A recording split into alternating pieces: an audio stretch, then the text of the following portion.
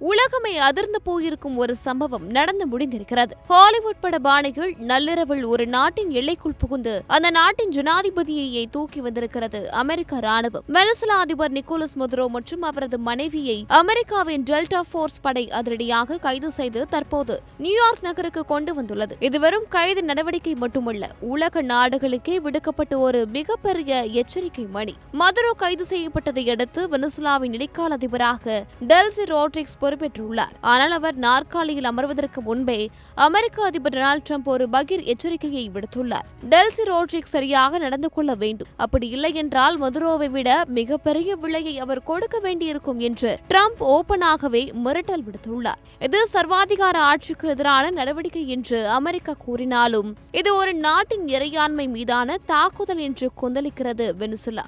நிலைமை இத்துடன் முடியவில்லை.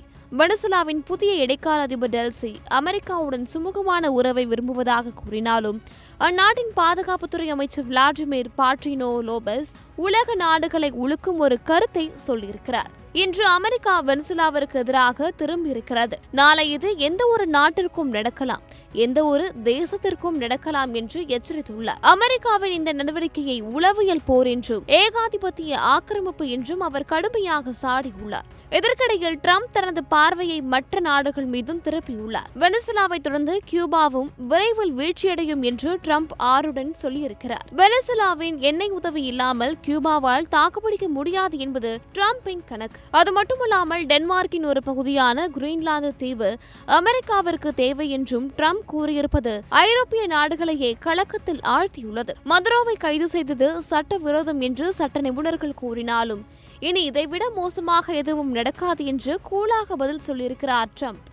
ஒரு நாட்டின் ஜனாதிபதியை தூக்கி வரும் அமெரிக்காவின் இந்த துணிச்சல் உலக அரசியலில் அடுத்த கட்ட புயலை கிளப்பியிருக்கிறது. அடுத்தது என்ன நடக்கும்? உலகம் உற்று நோக்குகிறது.